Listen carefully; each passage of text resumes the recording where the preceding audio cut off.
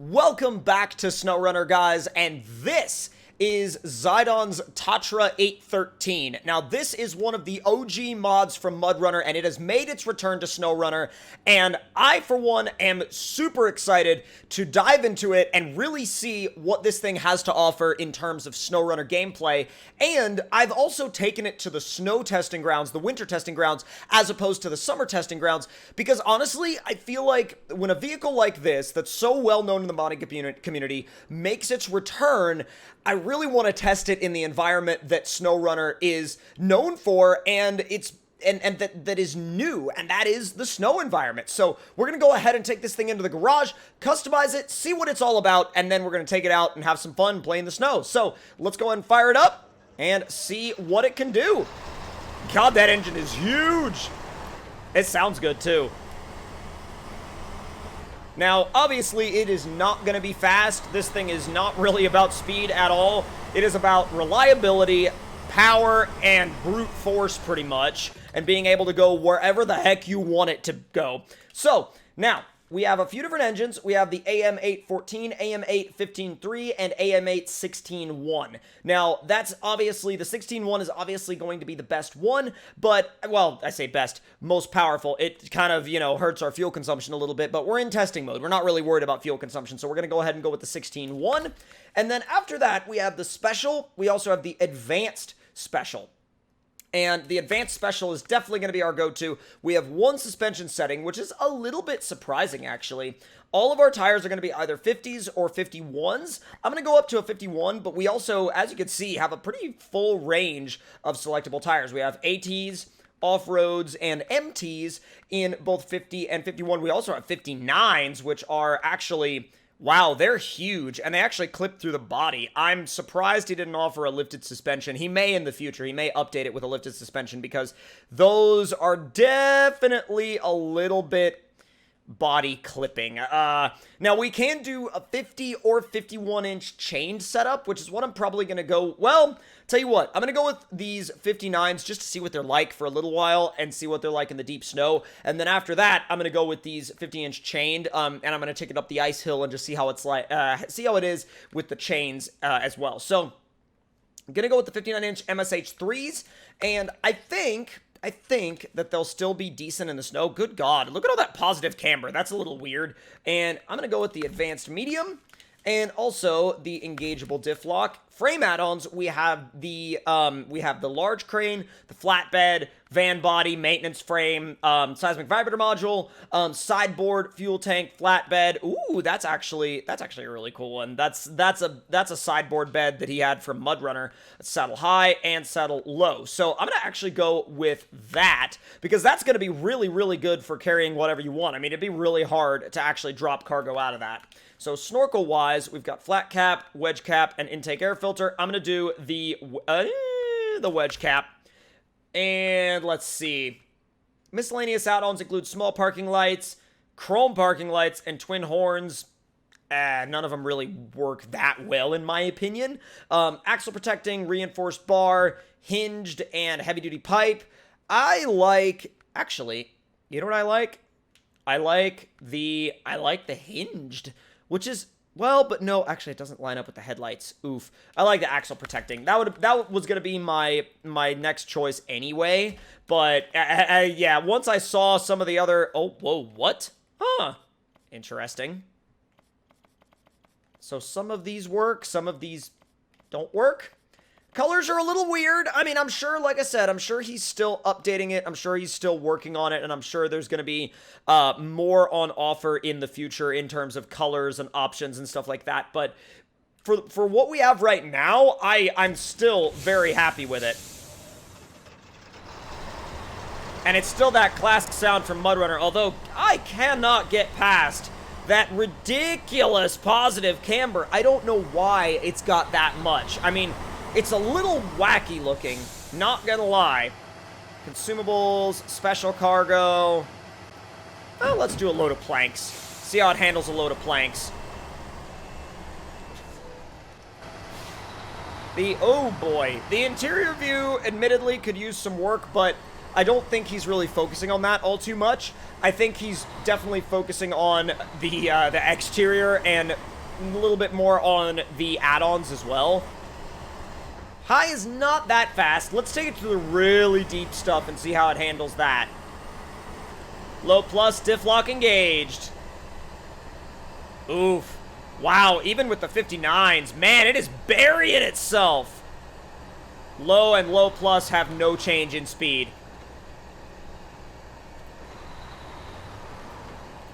There's a little bit of a speed gain once you go from low minus to low, but it's not much, admittedly. It's not very much at all. I mean, it is, wow. I mean, I know that this snow is very, very, very deep, and I know that this is sort of a intense test, but my God, that winch is powerful. Wow. That pulls us really, really, really quickly. Dude, if you even remotely, like, winch to a small tree, this thing will decimate it in an instant. It'll literally just uproot it and yank it out of the ground, like, boom. Oh, apparently not that one. Apparently that one was fairly resilient. Well, low plus is working now, but then again, I mean, we're in an area that has a little bit, you know, a little bit less packed snow, and it can actually carry some pace. This thing would be really would be really good for the Kola Peninsula region, though. I could definitely see it being very, very effective out there. And it would also fit in. It would fit the mood really well. Fit the mood of that map and fit the, well, that region and any of the maps in that region, I think, would be a really good place for this truck. Now, let's do a little bit of a climbing test and a approach and departure angle test. Now, I'm more worried about the approach angle, admittedly, than I am the departure angle. The departure angle is kind of meh, but the approach angle looks like it could be pretty bad. But let's see if those 59s help with that. If it doesn't roll over. You definitely have to come at it with an angle, but once you do that, you're all right, it seems. It's a bit stiff and a bit bouncy, and that can cause some engine damage if you end up kind of crashing down on something, because obviously the engine is sort of literally under the cab. It's kind of right in the cab with you and mildly underneath it. It's a weird engine position, but oh God. Oh God. That might be as far as we'll be able to go in a straight line. Well, maybe not.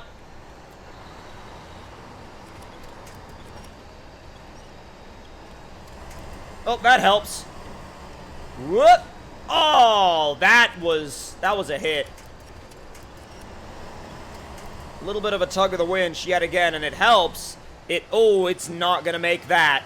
Nope, not with the front end wedged into the ground like that. Yeah, the winch isn't even gonna get us out of that one. That is run ending for us for sure. See if we can get it off of here without flipping it over. We should be able to. Oh, no! Oh, man! Oh, man. But, guess what?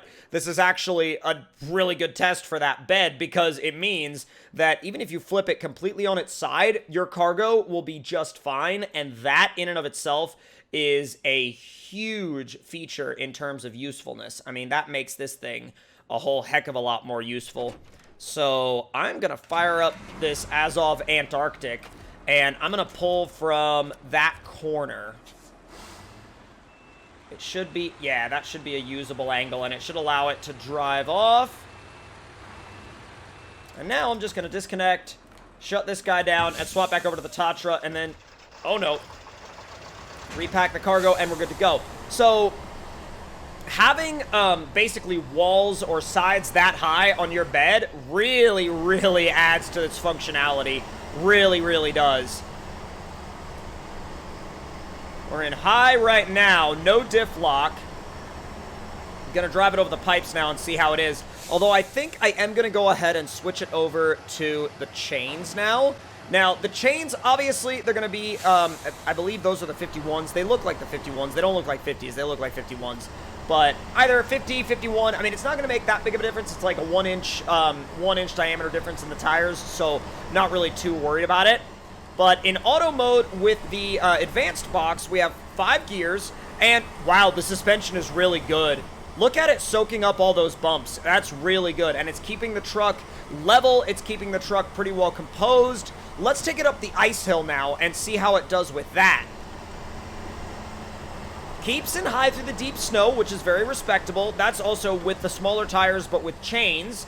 And now we're in 5th gear out on the ice with chains, and we're going to aim for the hill. I just have a habit of switching into the interior view sometimes. I feel like sometimes I need to break that habit because it's not exactly like, not all trucks have a finished interior view, so let's see if it'll stay in 5th up the hill. You gonna do it? You gonna do it, bud? Actually, it might do it. It might do it. It's got a lot of like low-end torque. I almost said power, but I hesitate to say power because this thing more has low-end torque than power, really. See, wow, it doesn't even upset it to make like a hard left-hand turn coming downhill off camber on an ice hill, so I wouldn't really worry about it at all in terms of ice. Let's see if I can make it through this little ice half pipe and then climb up the other side. I wonder if it'll do it without shifting out of 5th, although I feel like that's a really tall order to ask of it. Still rolling 5th gear. I'm flat out right now. I don't know if it's gonna allow me to stay flat out, but I am flat out, so we'll see if it's got enough in it to do it.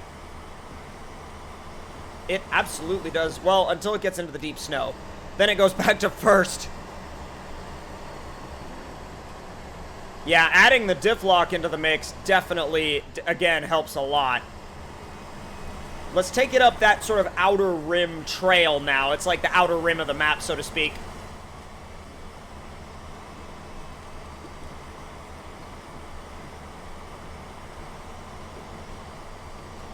Easy does it up the hill. Again, rolling in 5th gear. It's really strong. It's really strong, and you can leave it in automatic mode most of the time without issue. Alright, now that we're up here, I'm going to throw the diff lock on. This is going to be our first sort of weird obstacle. Going to position the tire on the inside. Walks it no problem. Walks it absolutely no problem. Very respectable stuff. Turn the diff lock back on. The diff lock definitely becomes, like, you can see the, like, you can see the advantages very easily when you start getting into rocks, because when you're in the rocks and you have it off, I mean, it really struggles, but, ooh. You can also feel its immense weight.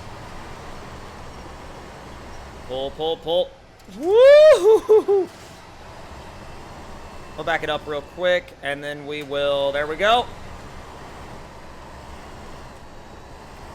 And I'm going to give it a quick repair and refuel so we're in tip-top. For this section here, I'm going to position that driver's side front on the inside, but it's not enough.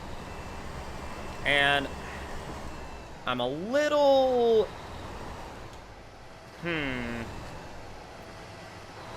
I am a little sketched about... Okay, nope. Still sketched. Still sketched. Try again. Nope. Still sketched. Oh, geez. Oh, God. Oh, God. Oh! Oh! Save it! Save it with the winch! Save it with the winch! Oh, my God. Okay, repack the cargo. Whoo, boy. That was a bit of a, that was a bit of a clenchy boy on that one. Woo! Okay. It's gonna tip a little bit, but wow, that... Okay, that popped a tire. Kind of surprised about that, but... What can you do? What can you do? I'll try and roll high range through here, see if it likes that, or even see if it'll maintain it. Because whether or not it'll maintain it is a big question. There you go. There you go. There you go.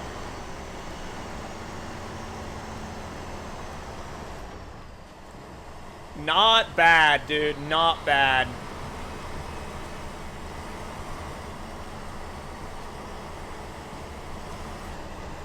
There, you actually, you know what? Well, third. Oh, it doesn't want to stay. Like, it's like a little iffy about being in third through here.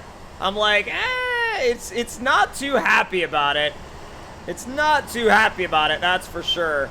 But, you know, at the end of the day, I really enjoy this thing. And honestly, its performance is very, very respectable. So, I'm going to go ahead and shut it down now. And I'm going to go ahead and not only am I going to shut this thing down, but I'm going to let you guys know, get this thing. This thing is so good. And I know that there are some parts of it that may kind of look a little bit unfinished, and I'm sure he'll update those later on in the future. I mean, Zidon definitely likes to update his mods, and he likes to be really active with, you know, the community feedback on his mods. So with that being said, I heavily recommend going and checking this thing out. It's a really great truck, really great mod, and it definitely deserves to be in your mod garage. So hope you all enjoyed the video. Make sure to leave your thoughts and opinions in the comments. Like the video if you enjoyed it. Subscribe if you're new, and I'll see you guys next time.